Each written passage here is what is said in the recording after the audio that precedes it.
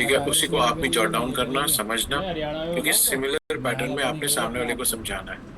अगर इस वे में आप सामने वाले को समझा पाओगे तो शायद आप उसकी लाइफ में बहुत बड़ा ट्रांसफॉर्मेशन लेके आ पाओगे। बच्चों ने हम लोग को राइट, आज तक योजना होगी मोटा जस्ट रहे हैं कि पेंशन बनवा लो, राशन चालू करवा लो, ये करा लो, वो करा लो, तो आज तक ओके।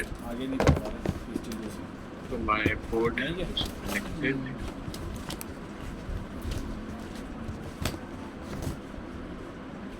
एक मिनट,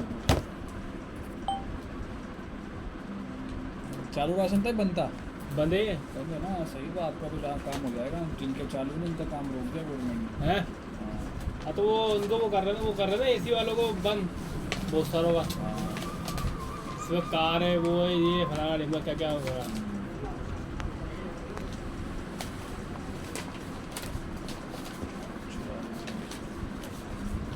तुमने बोलती 10-30 तारीख टीम, को आप आएंगे, सबसे एक और क्वेश्चन, क्या मेरा बोर्ड विजिबल है अभी? क्या आप लोग मेरा हाई देख सकते हैं? मैं शादी के लिए यस और नो? इफ यस तो प्लीज चैट बॉक्स में ये डाल दीजिए। Send back. Thank you to all. क्या ओके टीम, तो आज का जो सेशन है team, that is very simple, जिसको आपने समझना है किस पॉइंट से, टी टी टी, प्लीज समझिएगा। Fine, and this T T T stand for train the trainer, क्योंकि आने वाले टाइम में आप लोगों को ट्रेन करेंगे, आप लोग उनको ट्रेनिंग देंगे, तो मेरा काम है टू ट्रेन यू। ठीक है, तो कश्मीर तो में आई विल कौन ट्रेन है? You, I will tell you कि इस प्रोडक्ट को कैसे पिच करना है, लेकिन उससे पहले जो आज जो टॉपिक है हम उसके ऊपर बात करते हैं, and the topic is diabetes mellitus. अरे यार सीधी दाम दे हो रही है, diabetes mellitus, exit port fail हो गए। जिसको आप आम भाषा में डायबिटीज अरे और बहुत देशी भाषा में क्या बोलते हैं, शुगर हो गई है, इसके ऊपर हम लोग बात करेंगे। फाइन, तो मैंने ये टाइम बाय कर रहा था आपसे, 3-4 मिनट मैंने बाय कर ली। Now let's come to the subject. तो टीम देखिए, जो डायबिटीज है ना, डायबिटीज को समझने से पहले हम कुछ बेसिक समझते हैं, बहुत बेसिक समझते हैं। बेसिक को समझने से अगर हम आज की डेट में कोरोना की बीमारी को साइड कर दें, अगर इसको हम साइड में कर दें, तो आज हम क्या सुनते हैं? आज की डेट में हम लोग कुछ सुनते हैं जैसे बीमारी, साफ फोटो भेजा सबसे पहले तो डायबिटीज बड़ी कॉमन बीमारी में आ गया। फिर दूसरी बीमारी हम कौन सी सुनते हैं? हार्ट की बीमारी सुनते हैं। फिर और कौन सा सुनते हैं हम? ओबेसिटी बहुत चल रहा है, आप देख रहे हैं, मोटापा। सब चीज तुम्हें दी थी यार। ओबेसिटी में जो सबसे ज्यादा खतरनाक है, दैट इज चाइल्ड ओबेसिटी, बच्चों में मोटापा। आधा दे दो हम तो। ठीक है, इसी के साथ साथ पीसीओडी, जो शायद मेरी मम्मी को नहीं पता, लेकिन मेरी सिस्टर्स को पता है, मेरी वाइफ को पता है। ठीक है, और आज की डेट में ऐसा रहा 10 में से 5 लेडीज जो है पीरियड से परेशान है, या तो हैवी पीरियड है, या कम पीरियड है, या पीरियड है ही नहीं, या बच्चा नहीं हो रहा है। बहुत सारी चीजें हैं, पीसीओडी में आ गया, और सबसे बड़ा रोग कैंसर। तो फ्रेंड्स, अगर मैं ये कोरोना को साइड कर दूं, इस समय बिल्कुल साइड लाइन कर दूं, तो आज आप देखिए कि आपको इर्द गिर्द जो है डायबिटीज भी दिख रहे हैं, हार्ट भी दिख रहा है, ओबेसिटी भी दिख रहे हैं, पीसीओडी भी दिख रहे हैं, कैंसर भी दिख रहे हैं, एंड ये सब एक ही अम्ब्रेला के नीचे आते हैं, एक ही अम्ब्रेला के नीचे, और उस अम्ब्रेला के नाम है लाइफ स्टाइल डिजीज या डिसऑर्डर। लाइफ स्टाइल डिजीज या डिसऑर्डर। कल वापस चढ़ा वो सैंडविच में था ये। तो अगर कोई आपसे बात कर रहा है कि डायबिटीज के ऊपर बात कर रहा है, हार्ट के ऊपर बात कर रहा है, मोटापे पे बात कर रहा है, चाइल्ड मोटापे के ऊपर बात कर रहा है, लेडी हार्मोनल इशू की बात कर रही है, या कैंसर की बात कर रही है, तो आप समझ जाना है that this is a lifestyle disorder और डिजीज, जिसको आप लाइफस्टाइल को क्या बोलते हैं? जीवन शैली। तो जो अब दूसरा एक और चीज जो आपको अपने दिमाग में रखनी है, बहुत जरूरी है, as a trainer you should know, 90% इन सब बीमारियों का कारण क्या है? आप सोच सकते हैं रीजन? 90% इन सब बीमारियों का कारण क्या है? आप जानेंगे तो आप भी शॉक हो जाएंगे, क्योंकि मैं भी शॉक हुआ था। एंड वो कुछ और नहीं है, दैट इज डाइट। आप जो खाना खा रहे हो, आप जो फूड खा रहे हो, आप जो न्यूट्रिशन ले रहे हैं, ये 90% जो है डायबिटीज का, हार्ट का, ओबेसिटी का, पीसीओडी का, कैंसर का कारण जो है, that is purely your diet. तो ये पेज अपने में बहुत कुछ बताता है, बहुत कुछ बताता है। तो अब आप समझना, 90% जो डाइट खा खा के हम लोग बीमार हुए हैं, अगर हमने इसको रिवर्स करना है इन बीमारियों को, तो हमें अपनी डाइट के ऊपर भी काम करना होगा। तभी यहाँ पर वर्ड यूज होता है रिवर्सल, जो पहले कभी नहीं होता था। आज की डेट में बोला जाता है कि डायबिटीज रिवर्स हो सकती है, जो पहले कभी नहीं बोली गई। एक बार हो गई तो हो गई। आज ये बोला जाता है डायबिटीज भी रिवर्स हो सकती है, बीपी भी रिवर्स हो सकता है, मोटापा भी रिवर्स हो सकता है, पीसीओडी भी रिवर्स हो सकती है, कैंसर भी रिवर्स हो सकता है। तो ये सारा कुछ रिवर्स हो सकता है, and this all depend on your diet. बस ये आपको पता होना चाहिए कि हम किस तरफ जा रहे हैं। हमें किसी को मिसलीड नहीं करना, हमें एग्जैक्ट इन्फॉर्मेशन सामने वाले तक पहुंचाना है। तो आज का जो हमारा टॉपिक है जिस पे हम लोग बात करने वाले हैं, that is purely diabetes. Purely diabetes. लेकिन जो मैं बात बोलने जा रहा हूँ इसको भी देखना।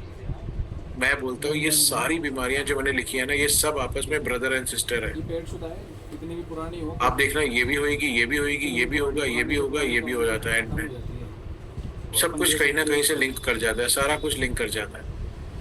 तो लाइफस्टाइल डिसऑर्डर जो है इस समय हमारे लिए सबसे ज्यादा खतरनाक है, स्पेशली फॉर आवर किड्स। जो बच्चा गोलू मोलू है ना, वो गोलू मोलू नहीं है, वो चाइल्ड ओबेसिटी का शिकार हो चुका है। Now let's move forward. Next slide में आते हैं। तो अब आया क्वेश्चन कि ये जो लाइफस्टाइल डिसऑर्डर है इसको तो समझे, इससे आगे भी समझते हैं। ठीक है।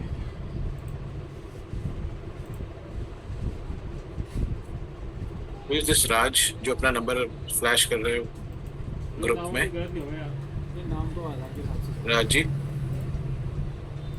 प्लीज अपना नंबर हटाइए, otherwise I have to remove you. Okay, देखिए टीम, तो यहाँ पे थे हम लाइफस्टाइल डिसऑर्डर में। तो लाइफस्टाइल डिसऑर्डर में हमने बोला अब हम सबसे पहले बात करेंगे किसकी? डायबिटीज की। एक चौथाई चम्मच देनी है, चम्मच का 4। पहले हम डायबिटीज को समझते हैं कि डायबिटीज कर क्या रहा है। अगर हम बात करें डायबिटीज दिमाग में आ जाए किसी के, तो कैसे कैसे पता चलता है किसको डायबिटीज हो गई? तो उसको समझने से पहले कुछ बेसिक्स पे बात करते हैं। जैसे कोई व्यक्ति आज आपको बोलता है आज कि मुझे डायबिटीज हो गई, डायबिटीज हो गई, तो याद रखिएगा ये वन डे का शो नहीं है, ये एक दिन में नहीं होती। इट टेक मेनी ईयर्स, कई साल लग जाते हैं।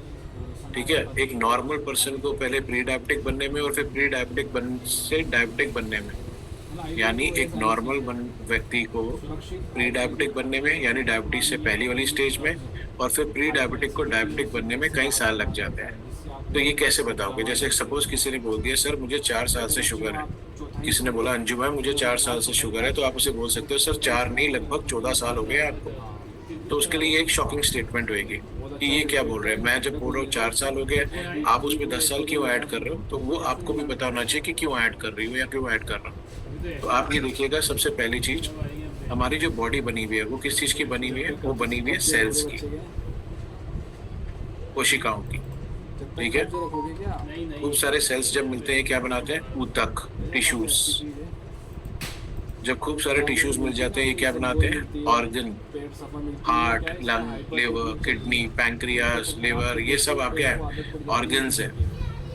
ऑर्गन्स मिलके क्या बनाते हैं? सिस्टम, सांस लेने का system, reproductive system, respiratory system, digestive system, excretory system, ये सारे सिस्टम्स हैं।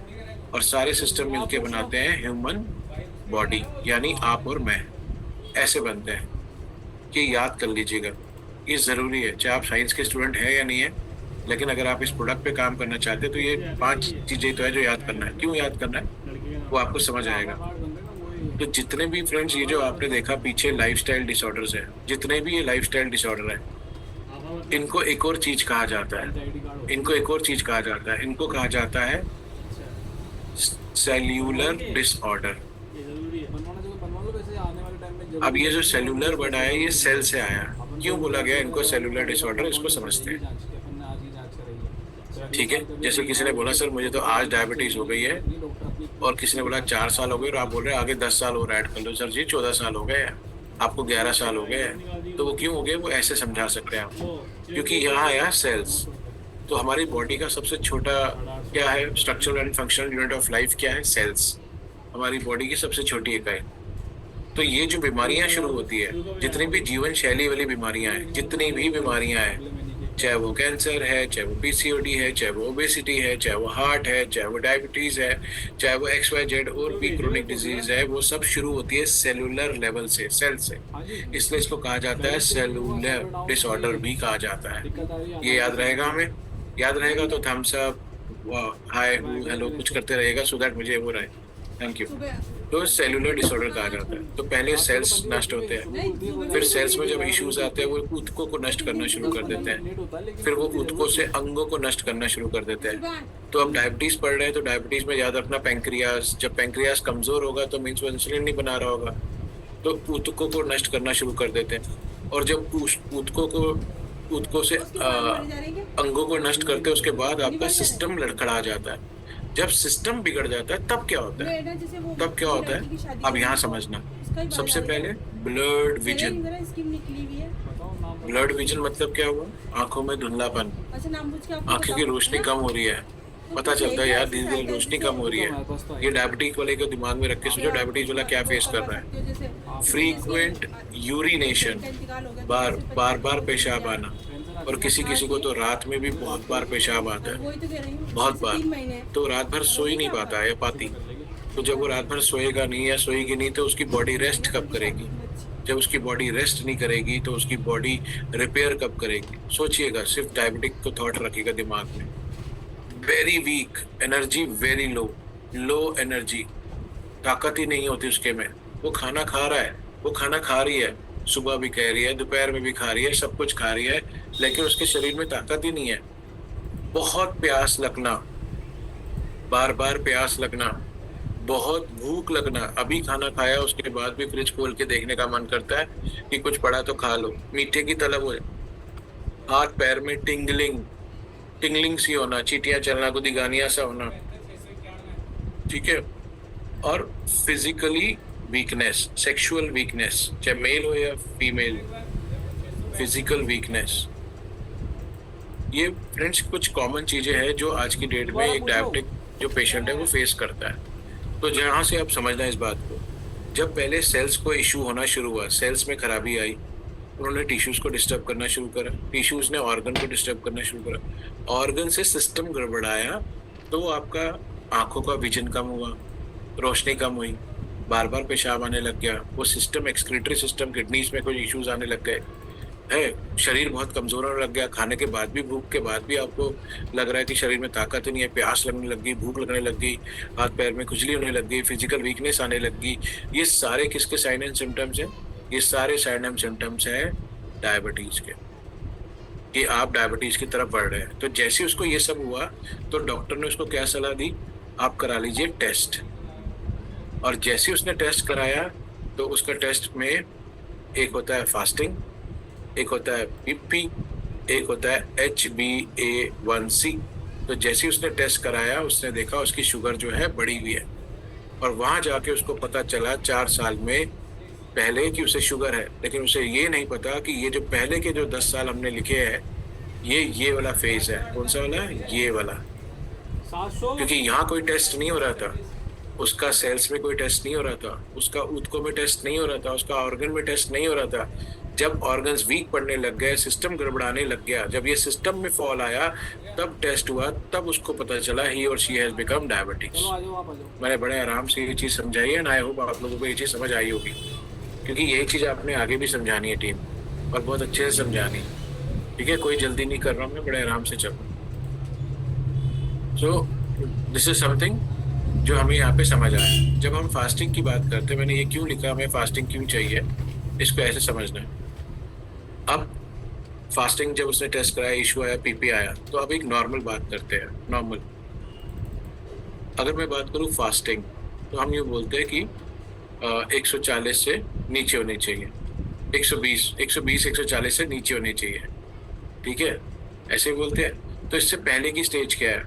वो जो 80 से 100 है ना, ये नॉर्मल है। लेकिन जो 100 से 140 चला गया ना, 100 to 140 चला गया, ये एक प्री डायबिटिक स्टेज है। Pre diabetic stage. जब हम पीपी की बात करते हैं तो एक नॉर्मल व्यक्ति के लिए जो है वो 140 से नीचे होनी चाहिए। कहाँ तक? 200 तक चली जाएगी नॉर्मल व्यक्ति के लिए। लेकिन जैसी उससे ऊपर जाएगी वो प्री डायबिटिक स्टेज है। 140 इज नॉर्मल, लेकिन जैसे ही 200 से ऊपर जाएगी वो प्री डायबिटिक है। HbA1c जो है that should be always less than equal to 6। ये 3 तरीके के टेस्ट है जो आप करवाएंगे और जो आपको मालूम होना चाहिए जिससे आप बात करें। फास्टिंग का मतलब होता है निहार, खाली पेट, इसमें प्लीज ध्यान देना, वो रात को भी शुगर वाली गोली ना खाए। अगर वो एक्चुअल में अपनी फास्टिंग देखना चाहता है या चाहती है तो वो रात की डायबिटिक वाली गोली ना ले और सुबह उठ के सबसे पहले फास्टिंग करा ले। लेकिन प्लीज अगर कोई बहुत क्रोनिक स्टेज में है तो कोई रिस्क भी ना ले, थोड़ा सा प्लस माइनस चलेगा। दूसरा, पीपी का मतलब क्या है? खाने के 2 घंटे बाद। खाने के 2 घंटे बाद इसको बोलते हैं पोस्ट प्रैंडियल।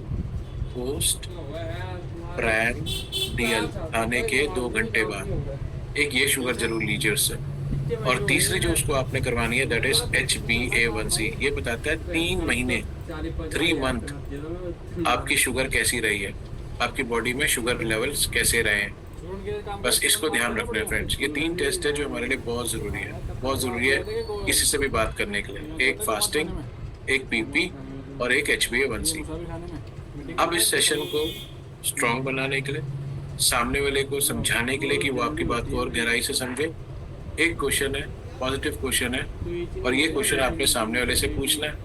और अगर आप आज डायबिटीज से पीड़ित है, आपको अपने आप से पूछना है। अगर आज आप फैटी लीवर से या प्री डायबिटीज से पीड़ित है तो अपने आप से पूछना है। और वो क्वेश्चन ये है कि सपोज करो किसी को आज मालूम पड़ता है कि उसको शुगर हो गई है। मैं देसी भाषा में पूछ रहा हूँ, देसी भाषा में शुगर ही बोल रहे हैं। क्यों होती है मैं बताऊंगा अभी। किसी को आज मालूम पड़ता है उसको शुगर हो गई है, वो क्या करता है? वो बेस्ट डॉक्टर के पास जाता है। बेस्ट डॉक्टर उसको बेस्ट लैब में भेजता है और वहां से वो वापस बेस्ट डॉक्टर के पास आता है और बेस्ट डॉक्टर जो है बेस्ट प्रिस्क्रिप्शन लिख देता है। यही होता है, इसके अलावा तो कुछ नहीं होता, यही होता है। अब मेरा आपसे एक क्वेश्चन है, best doctor, best lab, best prescription लेने के बाद 10 साल बाद आफ्टर 10 ईयर्स उस डायबिटिक पेशेंट का, उस कार्डियो पेशेंट का, उस ओबेसिटी पेशेंट का, उस PCOD पेशेंट का, उस कैंसर पेशेंट का क्या होता है? बस ये क्वेश्चन आपने अपने आप से पूछना है, कुछ अलग से नहीं पूछना।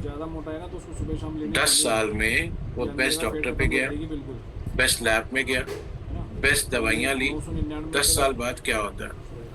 क्या वो जो उसकी स्ट्रेंथ थी वो उतना ही पावरफुल रहता है या वो वीक हो जाता है? अपने आप से पूछ लीजिएगा। क्या जो एक गोली थी क्या वो एक ही रहती है या वो कई गोलियों में और कुछ साल बाद वो इंजेक्शन में तब्दील हो जाती है? ये भी अपने आप से पूछिएगा। क्या जो एक ऑर्गन पहले डिस्टर्ब था वो एक ही ऑर्गन था या आगे जाके कई सारे ऑर्गन डिस्टर्ब होना शुरू हो गए थे? ये भी अपने आप से पूछिएगा।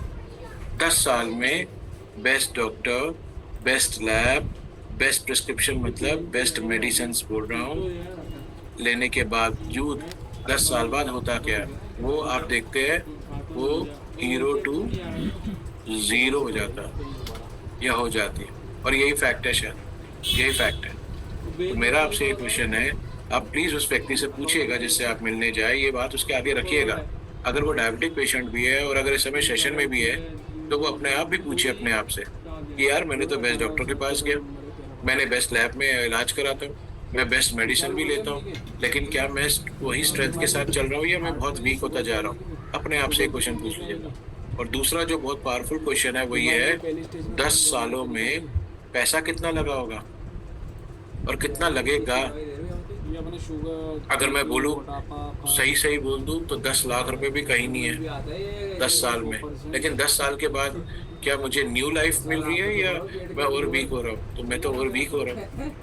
यही फैक्ट है, यही फैक्ट है। तो फ्रेंड्स यहाँ पे ये क्वेश्चन को अपने माइंड में रख लीजिएगा और ये क्वेश्चन अपने आप से ज़रूर पूछेगा या जो आपके सामने प्री डायबिटिक डायबिटिक है उससे ज़रूर पूछना आपका क्वेश्चन।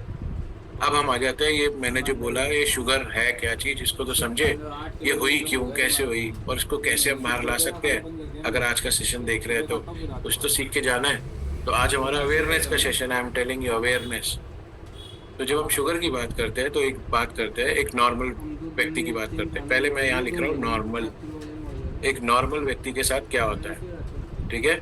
यहाँ पे कोई वो स्टेज नहीं है कि वो प्री डायबिटिक है, डायबिटिक है, कुछ नहीं। एक नॉर्मल व्यक्ति जिसको अभी डायबिटीज नहीं है उसको देखते हैं। तो ये नॉर्मल व्यक्ति क्या करता है, हमारी तरह आपकी तरह खाना खाएगा, फूड जिसको आप डाइट बोल दीजिए, वो अपनी डाइट लेगा। कहाँ से लेगा? ऑब्वियसली मुंह से लेगा, माउथ से। मुंह में क्या है? मुंह में तो उसके दांत है, मुंह में उसके टंग है, मुंह में उसके सलाइवा है।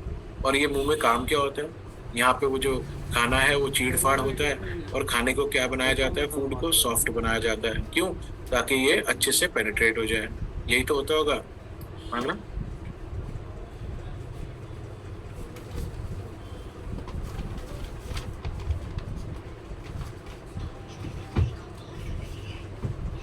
तो यहाँ पे क्या होता है, खाना सॉफ्ट होता है, सब कुछ होता है और खाने को वो आगे खाना मूव कर जाता है कहाँ पे, स्टमक में।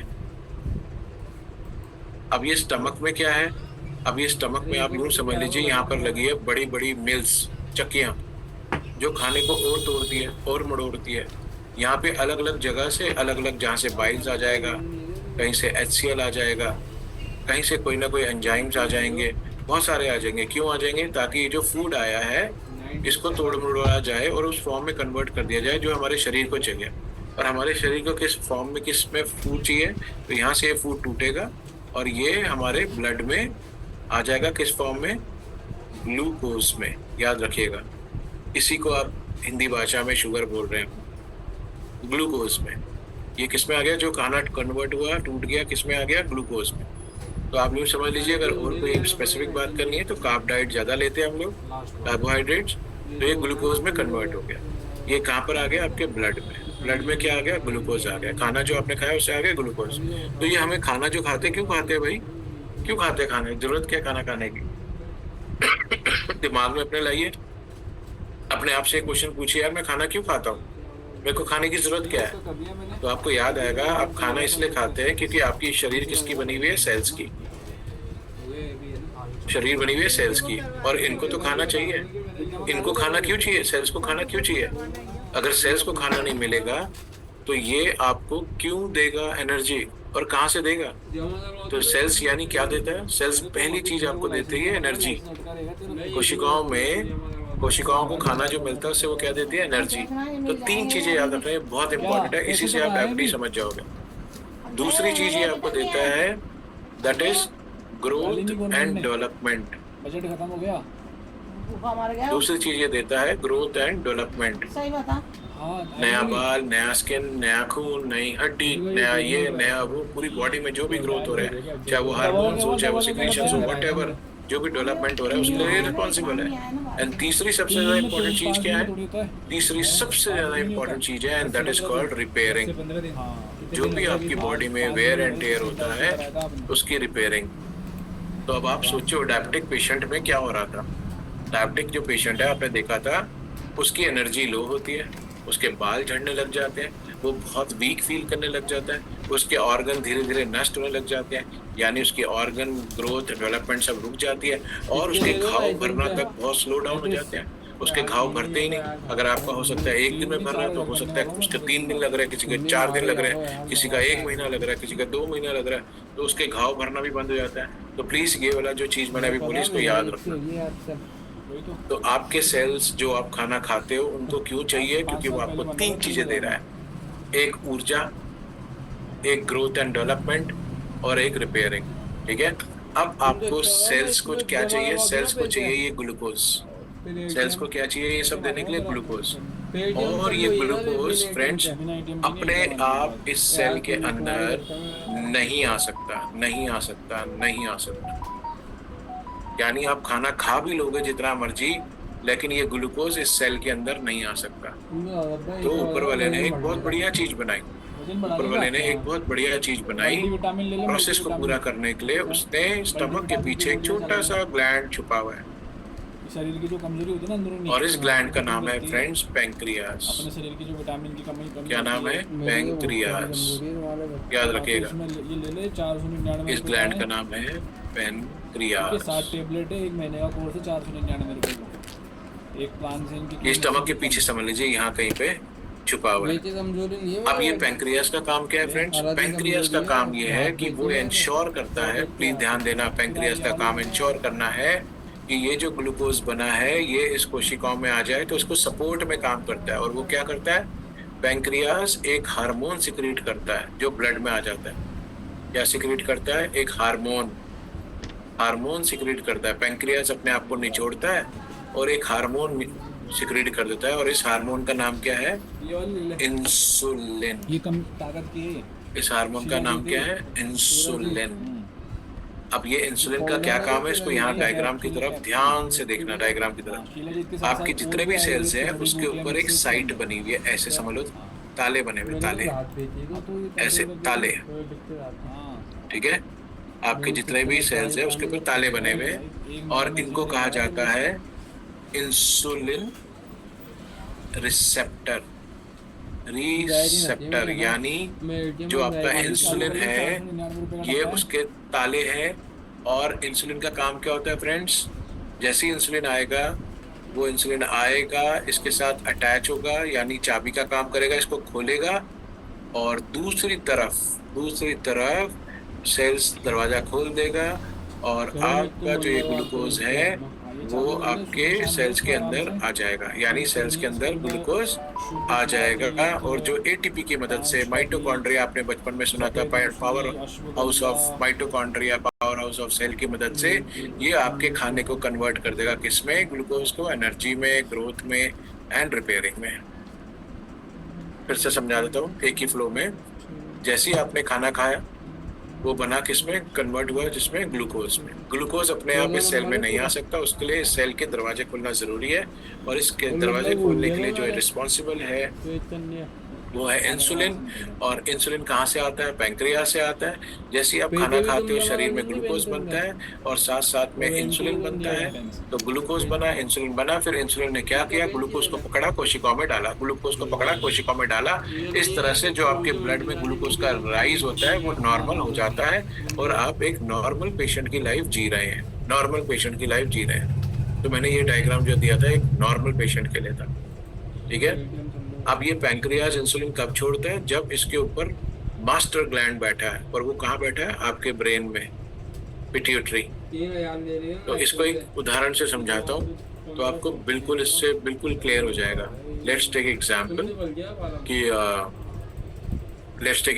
कि ये अपना हरीश सर है। हरीश सर रोज सुबह 8 बजे नाश्ता करते हैं, रोज सुबह 8 बजे ब्रेकफास्ट करते हैं, ठीक है। तो होता क्या है, 8 बजे ने नाश्ता कहा है और इनका ग्लूकोज बनना शुरू हो जाएगा 8, साढ़े 8, सवा 8, साढ़े 8, सवा 8। लेकिन साइमल्टेनियसली इनका ब्रेन इतना स्मार्ट है कि वो पैंक्रियास को भी इशारा कर देगा कि पैंक्रियास, हरीश ने ब्रेकफास्ट करना शुरू कर दिया, तुम अपना कार्य शुरू कर दो। और वो पैंक्रियास को बोलेगा काम शुरू कर दो। और पैंक्रियास क्या करेगा? पैंक्रियास तुरंत अपने आप को निचोड़ना शुरू कर देगा।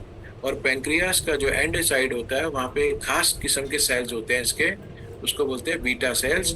और वहां से वो इंसुलिन की बारिश कर देता है ब्लड में, बारिश, यानी इंसुलिन सिक्रेट हो जाएगा। यानी उधर से खाना आ गया, इधर से इंसुलिन आ गया, और इंसुलिन जो है वो जाके सेल्स में, रिसेप्टर्स में लग जाएगा और दरवाजे खोल देगा और ग्लूकोज सेल के अंदर प्रवेश कर जाएगा। और इस तरह से आपके ब्लड में जो ग्लूकोज का स्तर था वो नॉर्मल होना शुरू हो जाएगा।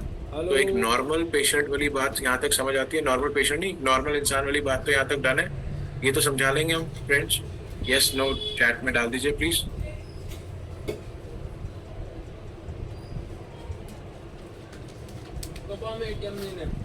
मैं बताता हूँ ना, फोन करके बताता हूँ। मेरा फोन तो चोरी ठीक है, हो गया, मम्मी वाल तो ठीक है।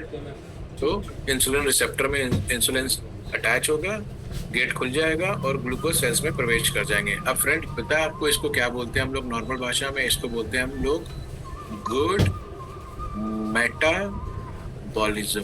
तो कोई आपसे पूछ ले भैया गुड मेटाबॉलिज्म क्या होता है, तो आपने उसको डिटेल में पहले ही समझा दिया, ये होता है गुड मेटाबॉलिज्म। और याद रखिएगा जो मैं बात आपको स्टार्टिंग में बोली थी, ये वाली बात, कौन सी वाली बात, कि ये जो रीज़न 90% डाइट का है ना, जिसको आप लाइफस्टाइल डिसऑर्डर बोलते हैं, या हमने यहाँ पे बात करी थी सेलुलर डिसऑर्डर बोलते हैं, इसको एक और चीज़ भी बोलते हैं और उसको हम लोग क्या बोलते हैं? That is metabolic disorder. तो जो आपको याद आ जाए उस समय बोल देना। मेटाबॉलिक डिसऑर्डर भी बोल सकते हो, जीवन शैली से होने वाला भी डिसऑर्डर बोल सकते हो, और कोशिकाओं के स्तर से होने वाला डिसऑर्डर भी बोल सकते हो। और उसके अंदर ही ये सारे आ जाते हैं, diabetes, heart, obesity, PCOD, cancer वगैरह सारा, जिसमें हमने बात करी थी। Let's move forward. ये तो था एक नॉर्मल। अब जो मैं डायग्राम बनाने जा रहा हूँ फ्रेंड्स, वो प्योरली एक डायबिटिक पेशेंट के साथ क्या होता है वो बनाने जा रहा हूँ। सेम डायग्राम बनेगा, सब कुछ सेम बनेगा, इसलिए इसको दोबारा समझ लेना तो आपके लिए बहुत ईजी होगा जो भी आपका लव वन है उसको उस डायबिटीज जैसी गंदी बीमारी से बाहर निकालने के लिए बहुत जरूरी हो जाएगा आपको। चलो लेट्स से डायबिटीज मेलाइटस। ठीक है, मैं अभी ये भी बताऊंगा कि हम किस डायबिटीज को टारगेट कर रहे हैं, तो हमारे लिए इजी हो जाएगा। तो जब डायबिटीज की बात करते हैं उसमें क्या होता है, ये इंसान भी डाइट लेता है, खाना खाएगा। हाँ, डायबिटीज है तो क्या हुआ, खाना तो खाना ही, एनर्जी तो उसे भी चाहिए। ये भी कहाँ से खाएगा, ऑब्वियसली मुंह से ही खाएगा। इसके मुंह में क्या हो रहा होगा, इसके मुंह में भी दांत है, इसके मुंह में भी जीभ है, इसके मुंह में भी सलाइवा है। उसका काम क्या होता है, खाने को टर्न करना, तोड़ना, फाड़ना, चीरना, ताकि खाना सॉफ्ट हो जाए। क्या हो जाए, सॉफ्ट हो जाए। फिर ये खाना कहाँ जाएगा, ऑब्वियसली ये भी, उसका भी स्टमक ही है, भगवान ने स्टमक उसको भी दिया, वो भी स्टमक में जाएगा। फिर ये खाना स्टमक में, उसके भी बड़ी बड़ी चक्कियां लगी है, वहां पर भी अलग अलग, कहीं से बाइल आ रहा होगा, कहीं से एससीएल आ रहा होगा, कहीं से कोई एंजाइम आ रहा होगा, खाने को तोड़ा मोड़ा जा रहा होगा और खाने को उस फॉर्म में कन्वर्ट कर दिया जाएगा, फूड को उस फॉर्म में कन्वर्ट कर दिया जाएगा जो हमारे बॉडी को चाहिए। वो किस फॉर्म में चाहिए, ग्लूकोज में। तो डायबिटीज में भी कन्वर्ट हो गया। सपोज एग्जाम्पल ले लीजिए, यहाँ इसने 100 ग्लूकोज बना दिया। अब हम नंबर से चलते हैं तो क्लियर हो जाएगा, ठीक है, समझाने के लिए इजी हो जाएगा। 100 ग्लूकोज बना दिए। दूसरी तरफ हमने देखा था हमारी बॉडी किसकी बनी है, सेल्स की, और सेल्स को क्या चाहिए, ग्लूकोज चाहिए, ग्लूकोज चाहिए, ग्लूकोज चाहिए। तो डायबिटिक पेशेंट में क्या हुआ कि उसने खाना खाया, उसके ग्लूकोज बन गए और सेल को भी यही चाहिए। लेकिन डायबिटीज की जो पहली कंडीशन है उसको समझने के लिए समझना कि अब इस शुगर को सेल्स में पहुंचाने के लिए ऊपर वाले ने क्या बनाया, इंसुलिन। और इंसुलिन कहाँ से सिक्रेट हो रहा था, पैंक्रियाज।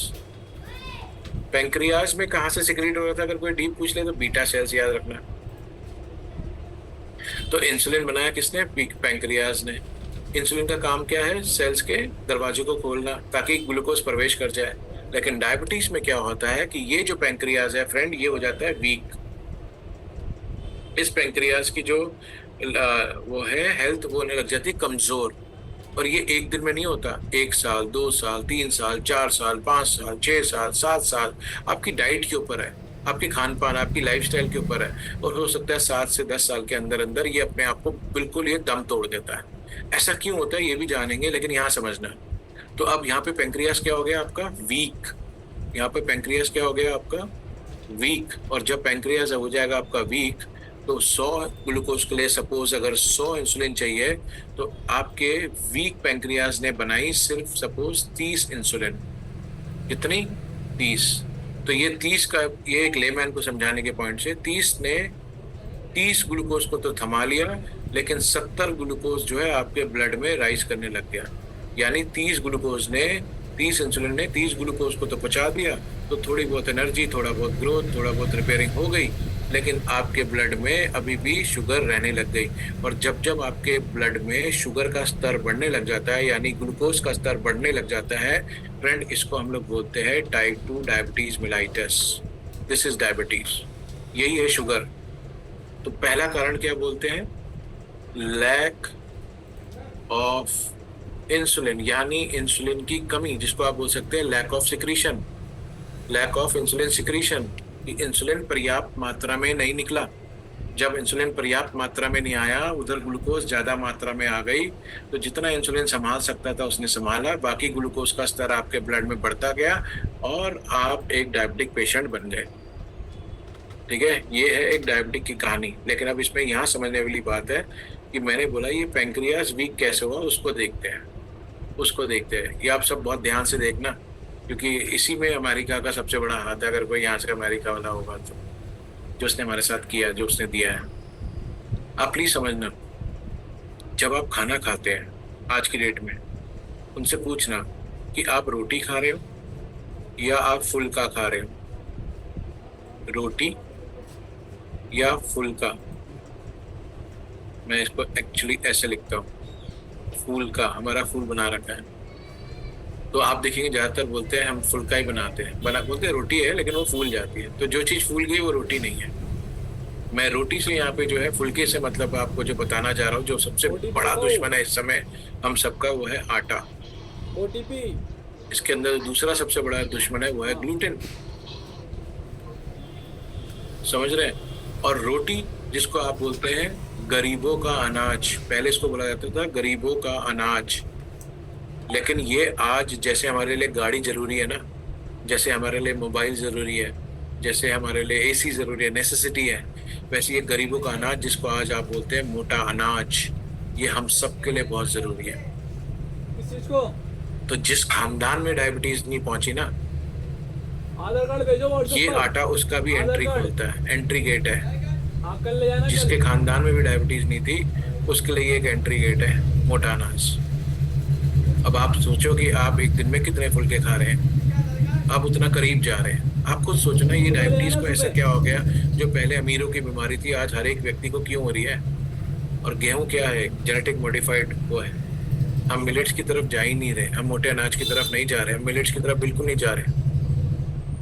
बाजरा, अलसी, रागी, मक्का, चना, इसकी रोटी कहाँ खा रहे हैं? शादियों में कभी मिल जाती है मिस्सी रोटी तो बस वो ट्राई कर लेते हैं, अदरवाइज तो हम खा ही नहीं रहे। हमें तो पसंद ही छोटी छोटी गोल गोल प्यारी प्यारी रोटियां पसंद है, और यही हमारा सबसे बड़ा दुश्मन बन चुका है। तो जब भी आप किसी डायबिटिक पेशेंट से बात कर रहे होंगे तो ये चीज़ प्लीज़ बताना, क्योंकि ये मैं बताता हूँ इससे क्या होता है। ये तो एक मैंने एग्जाम्पल दिया आपको रोटी का, दूसरा एग्जाम्पल देता हूँ चावल का। चावल आप कौन से खा रहे हैं? कवर वाले या फैक्ट्री से होके? फैक्ट्री वाले वाइट राइस खा रहे हैं। ब्राउन तो आप छू भी नहीं रहे, पसंद ही नहीं आते। रेड राइस देखना पसंद नहीं है, ब्लैक राइस देखना पसंद नहीं है। यानी राइस भी हम कौन सा खा रहे हैं? जो फैक्ट्री हुआ है, बिल्कुल वाइट। दालें कौन सी खा ले? साबुत नहीं, धुली हुई या कटी हुई। साबुत दाल कौन खा रहा है? आजकल बनते, आजकल तो नवरात्रे आ गए, लेकिन शराधों में बनी है पिछले महीने, क्योंकि पूर्वज हमारे शराधों में खाते थे तो वही बना रहे थे। अब इसी चीज को यहाँ समझना जो मैंने बताया, ये क्या करता है। आज जो हम खाना खा रहे हैं ना, आज उससे होता क्या है कि जो हमारे ब्लड में जो शुगर बढ़ता है ना, शुगर, वो जैसे ही आप खाना खाते हो ना, आपके ब्लड में ऐसे शुगर की स्पाइक्स बनती है, ऐसे ऐसे ऐसे ऐसे। आप बोलोगे मैंने ये 4 बार क्यों बना दिया? मैंने तो फिर भी 4 बार बनाया। ये ब्रेकफास्ट है, ये लंच है, ये इवनिंग स्नैक्स है, ये डिनर है, और हम सब में ये सब खा रहे हैं, दाल रोटी सब्जी सब में खा रहे हैं। जबकि वो बोलते हैं जो 1 टाइम खाए योगी, 2 टाइम खाए भोगी, 3 टाइम खाए रोगी, लेकिन हम रोगियों से भी आगे बढ़ के खाते हैं, महारोगी बनते हैं। लेकिन जो पॉइंट है ना फ्रेंड्स, उसको ये समझना है कि ये जो पीक्स बने ना, शुगर के जो स्पाइक्स बने हैं ग्लूकोज के ब्लड में, इसकी वजह से एक व्यक्ति जो है वो बहुत परेशान हो जाता है आपके शरीर में, जो आपकी बहुत केयर करना चाहता है, और उसका नाम है पैंक्रियास। जो पैंक्रियास एक टाइम काम करने के लिए बना था योगिक साइंस के अनुसार, कि एक दिन में एक बार ये काम करेगा, आप उससे पूरे 24 आवर्स काम करवा रहे हो। आप पूरे 24 घंटे काम करा रहे हो, 1 घंटा 2 घंटा नहीं, पूरे 24 घंटे काम करा रहे हो। और उसको बार बार ये जो स्पाइक्स है ना, ये इसके लिए झटके हैं, झटके झटके झटके। यानी वो यही सोच रहा है मुझे हो क्या गया मेरे साथ, उसके लिए ये केओस है। तो आप बोलोगे फिर हम करें क्या? खाना खाना छोड़ दे क्या? नो, खाना खाना नहीं छोड़ना है, आपको सिर्फ अपने डाइट में छोटे सा परिवर्तन करना है। और वो परिवर्तन क्या है? वो परिवर्तन ये है कि अगर आप पैंक्रियास को, देखो जो डैमेज हो गया उसको तो रिपेयर करेगा न्यूट्रिशन, लेकिन जो आगे और नष्ट ना हो और आपकी बॉडी कुछ उसमें अच्छा कर जाए, उसके लिए आपको क्या करना है? उसके लिए आपको ये स्टेप उठाना है कि आपने आज के बाद इंश्योर करना कि आप इसको अवॉइड करें। आप गरीबों के अनाज में आ जाओ, मोटे अनाज में आ जाओ, और कोशिश करो ना खाओ। चावल खाओ चलेगा, सब्जी खाओ चलेगा, फ्रूट वेजिटेबल खाओ चलेगा, सब चलेगा, लेकिन वो चीज़ें खाओ जिसके अंदर फाइबर है। चावल से फाइबर उड़ा दिया, दालों से उड़ा दिया, आटे से फाइबर उड़ा दिया, तो आप तो नॉन फाइबर खा रहे हो, तभी तो शुगर इतनी तेजी से ब्लड में आती है। लेकिन जैसे ही आप फाइबर वाली चीज़ें शुरू कर दोगे, मिलेट्स खाओगे, जो ये अपना मोटा अनाज खाओगे, फल सब्जी खाओगे, तो ये आपके ब्लड में शुगर ऐसे बनाता है, ऐसे ऐसे। आप समझ रहे हैं? बहुत धीरे धीरे स्पाइक्स बनाता है, और ये आपके पैंक्रियास के लिए फ्रेंडली है। ये है आपका पैंक्रियास, इसके लिए बना है, इसके लिए नहीं बना है, इसके लिए बना है। और हम उसको रोज ये दे रहे हैं, रोज सुबह दोपहर शाम, शाम को चखना, फिर रात को, ये सब इतनी बार हम खा खा के उसके साथ ये कर रहे हैं। लेकिन आपका पैंक्रियास इसके लिए बना है कि धीरे धीरे तो ये अपना काम आराम से कर सकता है। तो अब आप सोचो, जब आप यहाँ से अपने पैंक्रियास को इस स्टेज में लाओगे तो इस पैंक्रियास को क्या मिलेगा? रेस्ट मिलेगा। और रेस्ट मतलब क्या होता है? रेस्ट मतलब होता है रिपेयर। जो खो गया है ना पैंक्रियाज, जो आपका खो गया है, उसको हम वापस कैसे लाएंगे वो मैं एंड में बताऊंगा। लेकिन अभी जो पैंक्रियाज बचा है उसे बचा लो, उसे बचा लो। जो खो गया वो हम रिपेयर करेंगे, उसी के लिए तो हम बैठे हैं। लेकिन जो अभी आप कर रहे हो अपने शरीर के साथ, उस पर थोड़ा सा ध्यान देना शुरू कर दो। So this is one thing, ठीक है। ये मैंने आपको पहले बताया कि जो डायबिटीज में आपने बोला पैंक्रियाज वीक हो जाता है, क्यों होता है? क्योंकि आप उससे 24 घंटे काम करवा रहे हैं, 24 आवर्स। क्योंकि जो आप ग्रेन खा रहे हो ना, वो आपकी बॉडी के अंदर 8 से 10 घंटे लेता है। आपने सुबह भी ग्रेन खाया, दोपहर में भी खाया, रात में भी खाया, आप 24 घंटे 48 घंटे, और यानी वो कॉन्टिन्यूस नॉन स्टॉप काम कर रहा है आपके दिल की तरह। तो वो कहाँ बच जाएगा? जो काम उसे 80 साल में करना था, आपने उससे 8 सालों में करा लिया। उसके बाद उसको आपने दिया कुछ नहीं, उससे लिया ही लिया है। तो वो क्या करेगा? एंड में ये रिस्पॉन्स देगा कि अपने हाथ खड़े कर देता है कि मेरे बस का नहीं, अब इंसुलिन निकालना है। और उसी को बोलते हैं कि आपका पैंक्रियाज जो है वीक हो गया। और वही है फर्स्ट कारण of diabetes, that is lack of insulin secretion. अब आ जाओ आप दूसरे कारण में। इसको बहुत बहुत आराम से सुनना फ्रेंड्स, बहुत आराम से, बहुत ही ध्यान से सुनना दूसरे कारण को। दूसरा कारण वो कारण है, अब मैं आपको यहाँ पे लाता हूँ फर्स्ट पेज में, बड़े आराम से सुनना। दूसरा कारण वो कारण है जिससे शुगर तो हुई, जिससे जिससे आपको शुगर तो हुई, लेकिन वही दिल की बीमारी का भी प्रॉब्लम है, वही मोटापे का प्रॉब्लम है, वही ओबेसिटी का प्रॉब्लम है, वही उस लेडी की पीसीओडी का प्रॉब्लम है। वो कह रही है मैंने जुम्बा कर लिया, जिम कर ली, स्विमिंग कर ली, सब कुछ कर लिया, मेरा वेट लॉस नहीं हो रहा, मेरा पीरियड नॉर्मल नहीं हो रहा, कभी ज़्यादा आ रहा है, कभी कम आ रहा है, मैं इनफर्टिलिटी की शिकार हो गई हूँ। और यही कारण इसका भी आ जाता है, कर्क रोग का भी। तो आप सोचो यार, हम बात कर रहे हैं डायबिटीज की, लेकिन वो सारे कारण इसमें भी आ रहे हैं। तो ये दूसरा चीज क्या है? और ये बड़ा कॉमन है आज की डेट में, आप बड़े कॉमन तरीके से सुनोगे। और वो जो कॉमन तरीका है उसको समझाने के लिए अब आप समझना जो मैं करने जा रहा हूँ। फ्रेंड्स, ये जो सेल है ना, आपके सेल, इसके इर्द गिर्द एक मोटी परत जमने लग जाती है। कि जो आपके सेल है जहाँ से ग्लूकोज प्रवेश करते हैं, उसकी आसपास एक मोटी परत जमने शुरू हो जाती है, बहुत मोटी। धीरे धीरे परत बनना शुरू होती है, धीरे धीरे जैसे काई जमती है, बाद में गहरी होती चली जाती है ना, ऐसी एक बहुत मोटी परत जमने लग जाती है। आप इमेजिन करोगे ये मोटी परत कैसी है, कैसी होगी दिखने में, क्या करती होगी, और क्या इसमें हम जानबूझ के दे रहे हैं? तो मैं आपको बताता हूँ, हम अपने बच्चों को ये फ्री में दे रहे हैं, फ्री में करते हैं हम अपने बच्चों के लिए। इमेजिन कैसे। ये परत है क्या चीज? ये आ रही है आपको चिप्स से, बर्गर से, पिज्जा से, पेस्ट्री से, और जितना भी प्रोसेस्ड फूड है। प्रोसेस मतलब जो भी आपका ताजा चीज फैक्ट्री में चली गई, प्रोसेस फूड जिसको आप डेड फूड बोलते हैं, उन सब से chips, biscuit, burger, pizza, Maggi, जो भी आप सोचिए। और ये जो परत है, ये परत किसकी बनी है फ्रेंड्स? इसको बोलते हैं ट्रांस फैट। इसको क्या बोलते हैं? Trans fat. तो अब आप समझ आया होगा लोग क्यों बोलते हैं चिप्स मत दो, पेस्ट्री मत दो, बर्गर मत दो, बिस्किट मत दो, पिज्जा मत दो। ये है कारण, और ये हम अपने बच्चों को भी दे रहे हैं। तो हुआ क्या, जाने अनजाने हमने वो चीजें खा ली जिससे हमारे सेल्स के इर्द गिर्द पूरा ट्रांस फैट आ गया, पूरा ट्रांस फैट। और अब क्या होगा? अब यहाँ सोचो कि ये जो फैट है, इसने ढक दिए सारे आपके इंसुलिन रिसेप्टर्स, और अब ये आपके इंसुलिन को पहचानने से ही इनकार कर देता है, और ये आपको इंसुलिन के लिए एंट्री बैन कर देता है, बैन। अब आपको अगर मेरा हाथ दिख रहा है तो यहाँ ध्यान देना, ये क्या करता है, मेरे हाथ में ध्यान देना, जो कि मैं इसको स्पॉटलाइट बनता हूँ तो शायद आई थिंक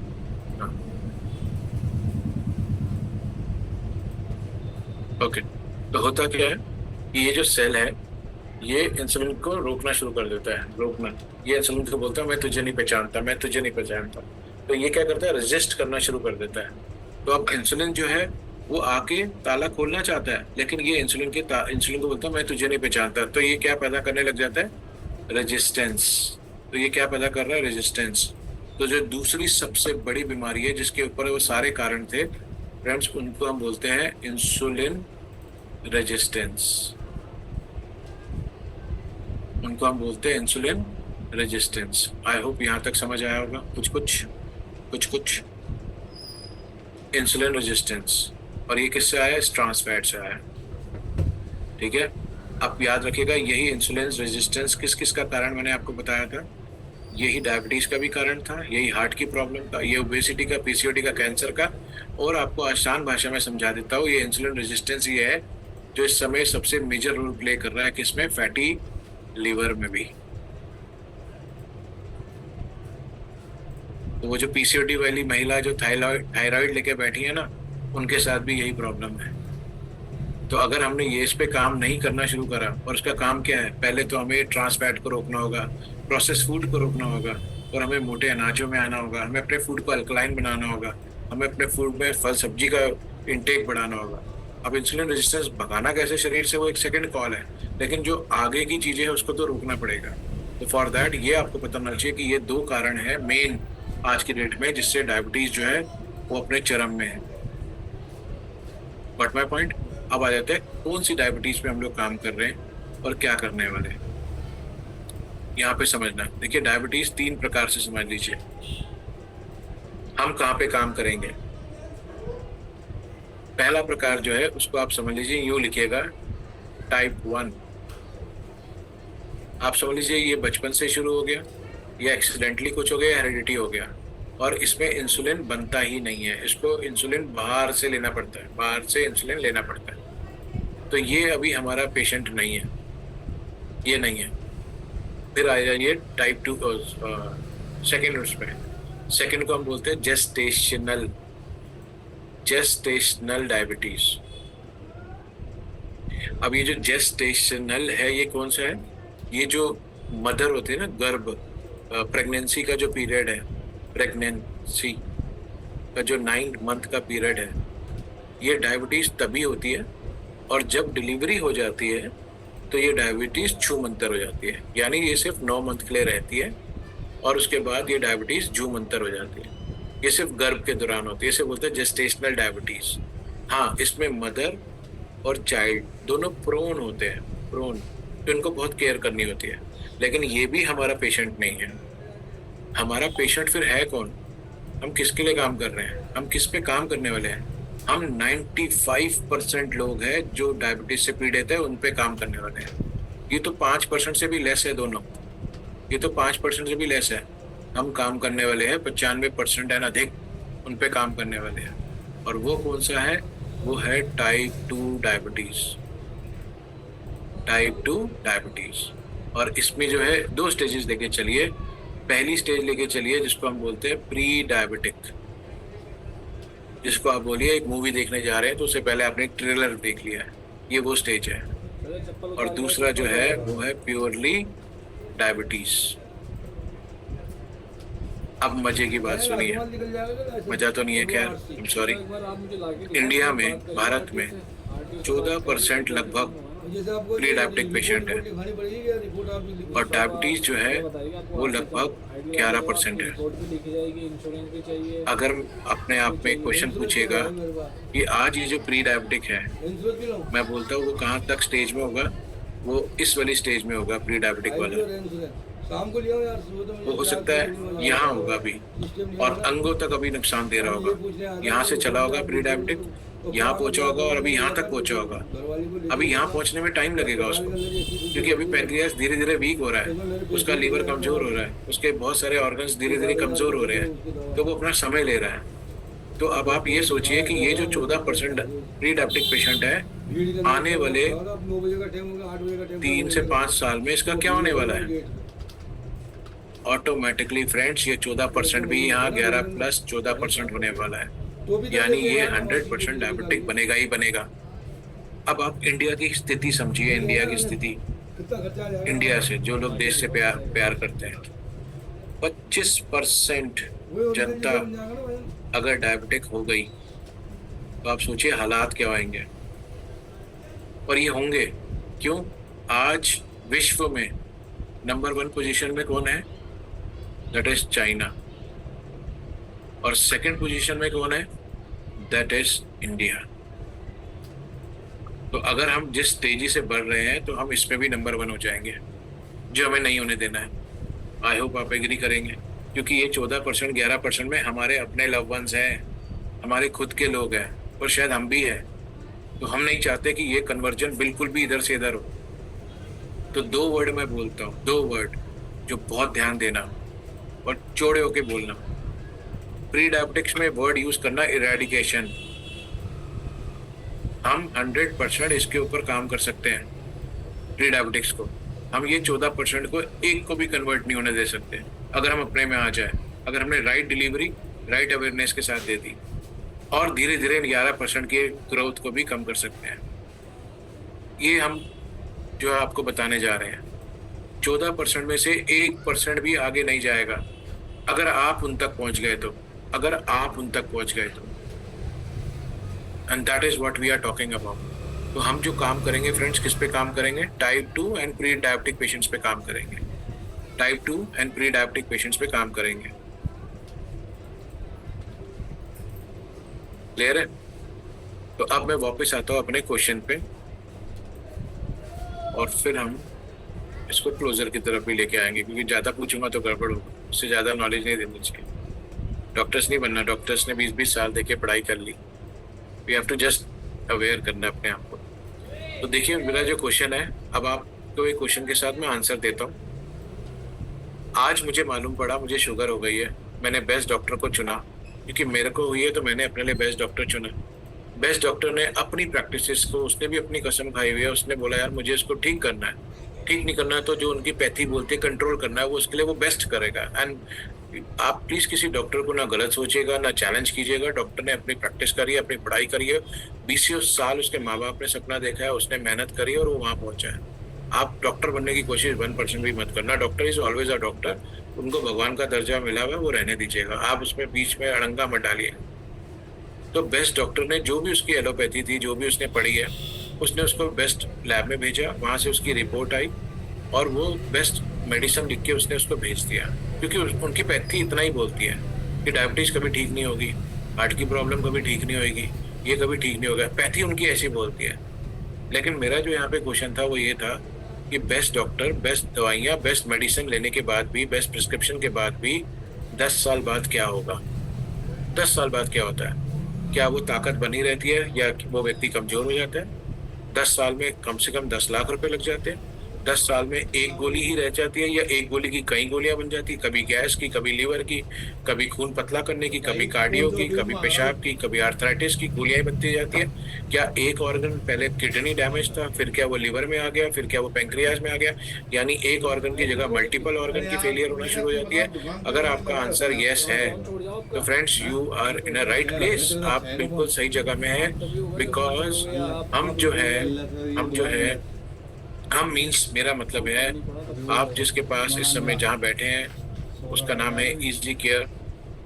हमारी जो पूरी टीम है आप इजी केयर टीम के साथ है, एंड एक बहुत ही शानदार product we are going to launch on 13 October. 13 अक्टूबर को हम भारत में क्रांति लाने वाले हैं, बिकॉज हम लॉन्च करने वाले हैं अपना first in India, first in direct selling range product जिसका नाम है न्यूट्रासुलिन। ये इंडिया का पहला न्यूट्रासुलिन है जो न्यूट्रास्यूटिकल की कैटेगरी में आता है, विच इज इक्विवेलेंट टू जो फार्मा में आपको दवाई दी जाती है उसमें, which is equivalent to that.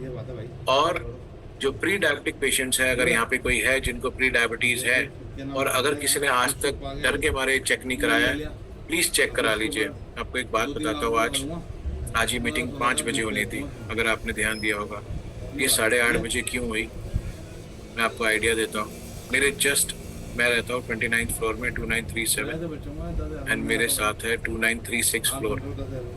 यहाँ पे एक मैम थी, मतलब उनकी एज थी 41 ईयर्स ओल्ड। उनका बच्चा अभी बाहर गया था पढ़ने, एंड मॉर्निंग 7:30 हमें न्यूज़ आई कि उनके हस्बैंड ने दरवाज़ा खटकाया जोर जोर से कि समथिंग बैड हैपन। मैंने कहा क्या हुआ, तो शी सेड कि वो चली गई, तो वो एक्सपायर कर गई। अब कंडीशन सुनिए, अनकंट्रोल्ड डायबिटीज़, उन्हें पता था कि उनकी शुगर 200-250 रहती है, वो बिंदास घूम रही थी। अनकंट्रोल्ड डायबिटीज़, पिछले 4 सालों से वो एक थिनर ले रही थी, इकोस्प्रिन गोली, खून पतला करने वाली, ठीक है। पिछले 3 सालों से वो थायराइड की गोली ले रही थी। उनका एक जबरदस्त पैकेज चलता था जहाँ पे वो हर 3 महीने बाद अपने टेस्ट करा रही थी और उसके अकॉर्डिंग उनकी 17-18 दवाइयाँ चल रही थी, 17-18। और आप देखने के बाद बोलोगे ये तो अभी किड है, kid. And we lost her today. तो मैं वहीं बिजी हो गया था, इसलिए मैंने ये सेशन डिले किया था। और आई वॉज शॉक्ड जब मुझे पता चला कि diabetes was the reason. Multiple organ failure हुआ, एकदम से उनको स्ट्रोक आया, एकदम से स्ट्रोक आया। तो जब मैं स्ट्रोक से कनेक्ट करता हूँ, प्लीज याद रखना, अगर कोई डायबिटीज यहाँ पे कोई लापरवाह व्यक्ति है, केयरलेस व्यक्ति, तो सबसे पहले जो उसको खतरा रहता है वो रहता है किडनी का, जिसको आप बोलते हैं डायबिटिक नेफ्रोपैथी। तो फिर हम भूल जाती है ये। कुछ भी आईडी नहीं है। दूसरा खतरा आता है उसकी आंखों का, डायबिटिक हेलो रेटिनोपैथी। आईडी कुछ भी नहीं है। ये सुनिए, अगर उसने शुगर कंट्रोल नहीं करी क्या नाम था अम्मी का? तो वो यहाँ जाएगा। तीसरा खतरा उसको आ जाता है मेहरू निशा है क्या? कार्डियो अच्छा, मायोपैथी, और शादी के जो कार्ड उनको हुआ आज, कार्डियक अरेस्ट हुआ, फिर ब्रेन स्ट्रोक आया, फोटो फिर आ भेजो जाता है तो। Brain stroke. मुझे भेजो दोबारा यार। एक कंडीशन और आती है जब उसके घाव भरना बंद हो जाते हैं और पैर में अगर कुछ लगे तो उसको बोलते हैं डायबिटिक फुट, जब उसका पैर काटना पड़ता ये है। दोनों जा सकते हैं अगर अपन बुलाए तो इनको। और एक जो सबसे ज्यादा खतरनाक, जिसके लिए वो पीड़ित थी, जिसके 4 साल से वो इलाज करा रही थी, दैट वाज नर्व्स का, और उसको बोलते हैं डायबिटिक न्यूरोपैथी। यानी ये वो लेडी थी जिसने सिर्फ एक चीज में ध्यान नहीं दिया कि उसने अपने शुगर के ऊपर ध्यान नहीं दिया। फ्रेंड्स, मैंने 8 साल पहले भी इस पे काम किया है एंड मैंने लोगों को जाते देखा है। मेरी आप सबसे एक पर्सनल रिक्वेस्ट है, डोंट बी केयरलेस। कोई ज़रूरत नहीं है, कम खाओ। वो बोलते ना eat less to live more, वो बहुत सही है। मोटे अनाज पे आ जाओ एंड आंख बंद करके, अगर आपके फैमिलीज में कोई लव वन है आपके, तो प्लीज़ हम 13 तारीख से ये स्टार्ट करेंगे न्यूट्रासोलर, क्योंकि ये मेक श्योर करेगा कि ये जो 14% है, ये जो 14% प्री डायबिटिक पेशेंट है, ये डायबिटीज़ में नहीं जाएंगे। और कितना समय चाहिए हमें पता है आपको? न्यूट्रासोलन पे कितना समय चाहिए प्री डायबिटीज से उस व्यक्ति को नॉर्मल बनाने के लिए? इसको एकदम पत्थर की लकीर मत समझना, ठीक है? क्योंकि हो सकता है किसी की बॉडी 4 महीना ले, 5 महीना ले, 6 महीना ले, लेकिन हम जो बोल रहे हैं मिनिमम जो हम बोल रहे हैं दैट इज 3 मंथ, और इसमें मैक्सिमम रिजल्ट्स मिल जाएंगे हमें 3 मंथ। अब आप सोचो, एक न्यूट्रासोलन मस्जिद के पीछे कितना इम्पोर्टेंट होगा जो वो प्री डायबिटिक को नॉर्मल की तरफ लेके आएगा, क्योंकि प्री डायबिटिक तो शॉर्ट डायबिटीज की तरफ जाना चाहिए। ये कितना इम्पोर्टेंट होगा। तो न्यूट्रासोलन जो है, अगर आप 3 महीने भी ले लेते हो फ्रेंड्स, अगर आप बोलो सर कॉस्ट क्या होगी, अप्रॉक्स क्या कॉस्ट होगी, कुछ भी होगी, मैं इसको बोलता हूँ लमसम ले लो 3,000 रुपये का 1 महीना, 3,000 2 महीना, 3,000 3 महीना। कितने ले लिया आपसे? 10,000 रुपये। अगर 10,000 रुपये में, और वहां पे हमने उसको 10 लाख देने के बाद भी 1% होप नहीं दी हमने, 1% होप भी नहीं देते वहां पे, 1% होप भी नहीं होती वहां पे, याद रखिएगा फ्रेंड, 1%। ये किसका नंबर है?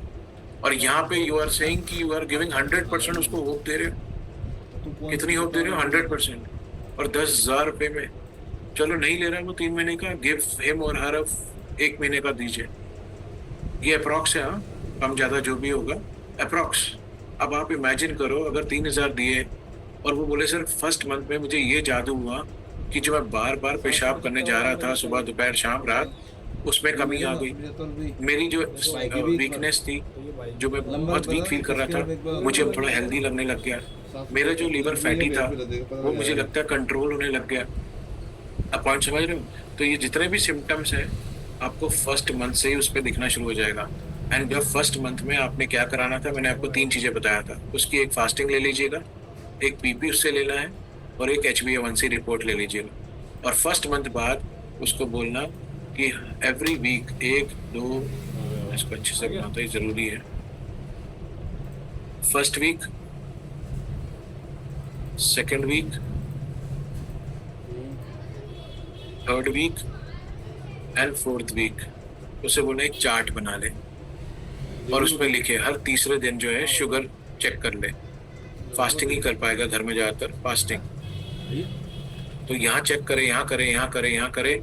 आप देखना जो यहाँ पे उसकी लाइफ ऐसी थी ना, यहाँ पे ऐसी थी, यहाँ पे ऐसी होगी, और 4th वीक आते आते ही और she will become like this.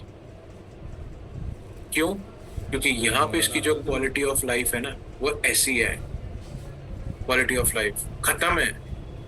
लेकिन यहाँ आते आते ना उसको आपने वो होप दे देंगे जो आप बोलोगे, जो आप ही बोलोगे खुद अपने मुंह से, दैट इज वाओ। फ्रेंड्स, 13 तारीख को we have to make this day very important. सबसे पहले तो मैं नहीं बोलता आप कस्टमर्स पे जाओ या ये करो, हमारे ही लव वंस है। मैं खुद इसको लूँगा, आपके साथ मिल के लूँगा, क्योंकि I am a patient of fatty liver. हमारे लिए मस्ट है ये। सो हम सब इसको काम करेंगे एंड विल बी टारगेटिंग किसको? Pre diabetic. सबसे पहले हम इनको टारगेट करेंगे ताकि वो 14% वाला कन्वर्जन ना हो, एंड साथ साथ में जो डायबिटीज़ है उनके लिए। तो अब क्वेश्चन आता है यहाँ पे, सर जिसकी डायबिटीज़ की ऑलरेडी दवाइयाँ चल रही है वो क्या करें? तो इसको ऐसे समझना, 1st month, 2nd month, 3rd month, 4th month, 5th month, 6th month. तो 1st मंथ में जो उनके डॉक्टर साहब ने एलोपैथी ली हुई है, मैं उससे ब्लैक रख रहा हूँ क्योंकि वो ब्लैक ही समझिए, वो लेगा, सुबह भी लेगा, शाम को भी लेगा, ठीक है। फिर उसके बाद डिक्लाइनेशन होगा, और वो डिक्लाइनेशन कौन करेगा? उसकी डोज में डिक्लाइन कौन करेगा? वो डॉक्टर साहब करेंगे। प्लीज़ वो उनको करने दीजिए, वो खुद कम करेंगे। तो 1st मंथ जब वो एलोपैथी भी ले रहा होगा, उसके साथ आपने ऐड कर देना क्या? न्यूट्रासोलिन सुबह, न्यूट्रासोलिन शाम को। और लेना कब है? जैसे ही आप खाना खाने वाले होते हैं, जैसे ही आप खाना खाने वाले होते हैं उससे बस 5 मिनट्स पहले आपने ये कैप्सूल खा लेना है, 5 मिनट्स पहले, बिफोर। तो 1 महीने में आपने एलोपैथी भी ले ली उसकी, और साथ में न्यूट्रासोलिन भी ले ली। और अगर कोई प्री डायबिटिक है तो वो तो ऑब्वियसली ये ले ही नहीं रहा होगा, तो वो डायरेक्ट न्यूट्रासोलिन लेगा। लेकिन अगर कोई एलोपैथी ले रहा है तो 1 महीना लेना है, 2 महीना लेना है, और उसके बाद जैसे जैसे शुगर लो होता रहेगा उसको डॉक्टर अपने आप टाइट्रेट करता रहेगा, और होगा मिनिमम टू मिनिमम 3 महीने और मैक्सिमम टू मैक्सिमम 6 मंथ।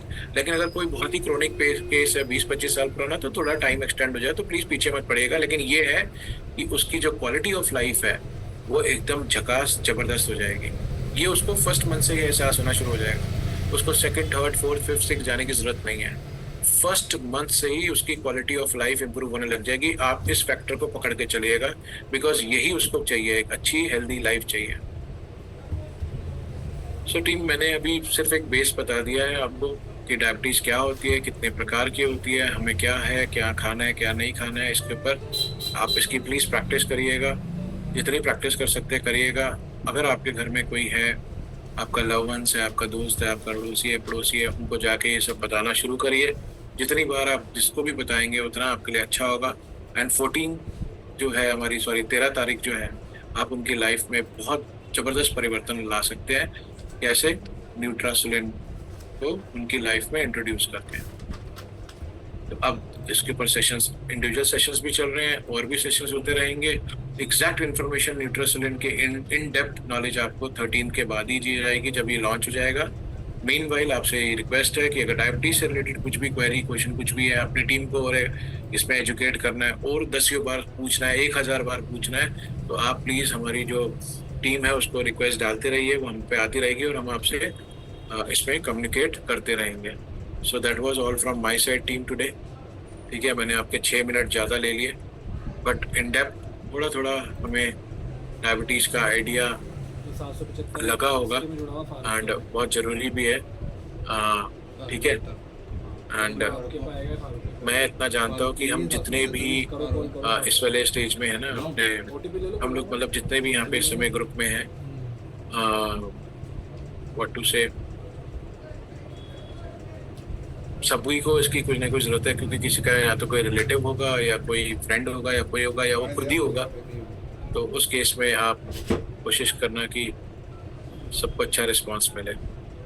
ठीक है, मैं इसमें एक चीज़ लिख रहा हूँ, प्लीज़ याद रखना, ये टेस्ट आप ज़रूर कराना।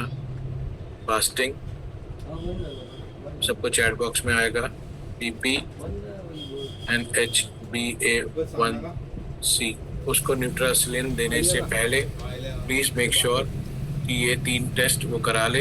तो हमारे पास 2-3 दिन है, कल सुबह उसको मिला लेना, बुला लेना, उसको बोलना ये करा के रखे, तो फिर आप क्या है उसको चेस करना आपके लिए बहुत इजी हो जाएगा, बहुत इजीली आप उनको चेस कर पाओगे।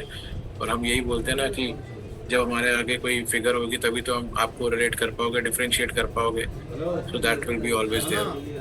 ओटीपी तो भेजिए फारूक का that was mobile all from my side team. कोई भी क्वेरी क्वेश्चन होगा तो फिर मिलेंगे, फिर बात करेंगे। OTP दिखा दें। जय हिंद to all of you, bye bye, take care. हाँ